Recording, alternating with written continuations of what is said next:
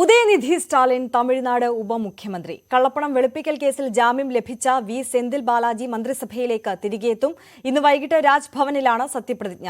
Doctor Govi Chezhiyan, R Rajendran, S M. Nasar എന്നിവരും മന്ത്രിസഭയിലേക്ക് എത്തും. വി ആർ കാർത്തിക് ചേരുന്നു നാഷണൽ ഡെസ്കിൽ നിന്ന് വിവരങ്ങളുമായി. കാർത്തിക്, സ്റ്റാലിന്റെ പിൻഗാമിയായി മകൻ തന്നെ എത്തുന്നു. ഉപമുഖ്യമന്ത്രി സ്ഥാനത്തേക്ക് അദ്ദേഹം ഉയർത്തപ്പെടുകയാണ്. മാത്രവുമല്ല, മന്ത്രിസഭ ആകെ ഒന്ന് മുഖം മിനുക്കുന്നുണ്ട്. എങ്ങനെയാണ് വിശദാംശങ്ങൾ? ആര്യ, എം.കെ. സ്റ്റാലിൻ മന്ത്രിസഭയിൽ ഉദയനിധി സ്റ്റാലിൻ ഉപമുഖ്യമന്ത്രിയായി ചുമതലയേൽക്കുകയാണ്. നിലവിൽ കായിക യുവജനക്ഷേമ വകുപ്പ് ആണ് അദ്ദേഹം കൈകാര്യം ചെയ്തിരുന്നത്. കേവലം മന്ത്രിസഭയിലെ സ്ഥാനക്കയറ്റത്തിനപ്പുറം തമിഴകത്ത് DMKയുടെ ഇളമുറക്കാരനാര്, ഇനി ആ പാർട്ടിയെ നയിക്കുന്നതാര് എന്ന ചോദ്യത്തിന് ഉത്തരം അരക്കിട്ട് ഉറപ്പിക്കുക കൂടിയാണ് ഉദയനിധി സ്റ്റാലിൻ്റെ ഈ സ്ഥാനക്കയറ്റത്തിലൂടെ.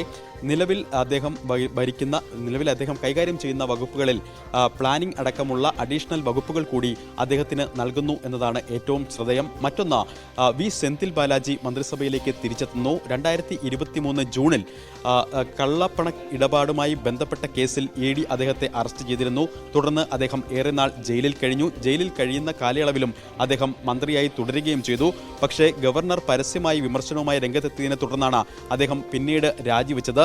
ഇത് DMKയും BJPയും തമ്മിലുള്ള വലിയ തോതിലുള്ള വാഗ്വാദങ്ങൾക്കും ഒരു വാക്കേറ്റത്തിനുമൊക്കെ നേതാക്കൾ തമ്മിലുള്ള വാക്കേറ്റത്തിനുമൊക്കെ ഇടവച്ചിരുന്നു. അതിന് ഒരു ഉത്തരം കൂടി ആവുകയാണ്. കഴിഞ്ഞ ദിവസം സുപ്രീം കോടതി സെന്തിൽ ബാലാജിക്ക് ജാമ്യം അനുവദിച്ചിരുന്നു.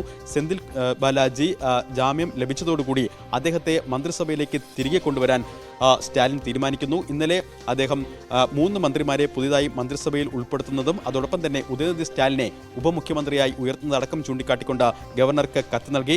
ഇന്ന് വൈകിട്ടാണ് 3 മന്ത്രിമാരുടെ സത്യപ്രതിജ്ഞ. നിലവിൽ മന്ത്രിമാരായ 3 പേർ ഒഴിവാക്കപ്പെടും എന്നതാണ് ഏറ്റവും ശ്രദ്ധേയം. ടൂറിസം മന്ത്രി രാമേന്ദ്രൻ അടക്കമുള്ളവരാണ് ഒഴിവാക്കപ്പെടുന്നത് എന്നതാണ് ഏറ്റവും ശ്രദ്ധേയം.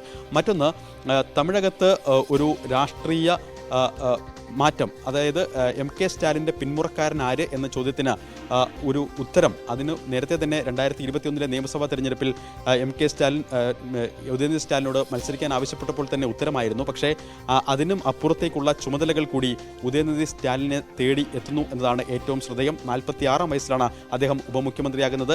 56-ാം വയസ്സിലായിരുന്നു M.K. സ്റ്റാലിൻ ഇത്തരത്തിൽ ഉപമുഖ്യമന്ത്രിയായതും. തുടർന്ന് പിന്നീട് 68-ാം വയസ്സിലാണ് മുഖ്യമന്ത്രി സ്ഥാനത്തേക്ക് എത്തിയതും. പക്ഷേ അത്രയൊന്നും കാത്തിരിക്കേണ്ടി വന്നില്ല ഉദയനിധി സ്റ്റാലിന് എന്നതാണ് ഏറ്റവും ശ്രദ്ധേയം. മറ്റൊന്നു കൂടിയുണ്ട്. 2026 നിയമസഭാ തെരഞ്ഞെടുപ്പ്. ആ നിയമസഭാ തെരഞ്ഞെടുപ്പിൽ വിജയ് അടക്കമുള്ളവർ പുതിയ പാർട്ടിയുമായി രംഗത്ത് വന്നിട്ടുണ്ട്. ഇതടക്കമുള്ള കാര്യങ്ങൾ മുൻകൂട്ടി കണ്ടുള്ള രാഷ്ട്രീയ നീക്കമായി കൂടി ഇതിനെ വിലയിരുത്തുന്നവരുണ്ട്. കാരണം 2019 അതിനുശേഷം ഇപ്പോൾ നടന്ന തെരഞ്ഞെടുപ്പിലുമൊക്കെ ഉദയനിധി സ്റ്റാലിനായിരുന്നു തമിഴകത്ത് പ്രചരണം നയിച്ചത്. 39 മണ്ഡലങ്ങളിലും അദ്ദേഹം സജീവമായി പ്രചരണങ്ങളിൽ പങ്കെടുത്തു.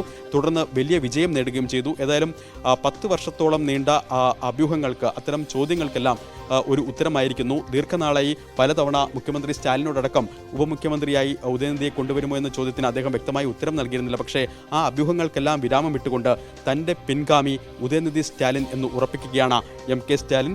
എന്തായാലും ഒരു DMKയുടെ ഇളമുറക്കാരനായും തമിഴക രാഷ്ട്രീയത്തിൽ ഇനി DMK ആരെ നയിക്കും എന്ന ചോദ്യത്തിനും കൂടി ഉള്ള ഉത്തരമാണ് ഉദയനിധി സ്റ്റാലിൻ്റെ സ്ഥാനക്കയറ്റം.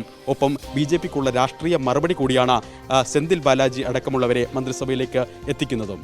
ആര്യ, തീർച്ചയായും വി ആർ കാർത്തിക്കാണ് വിവരങ്ങൾ നൽകിയത്.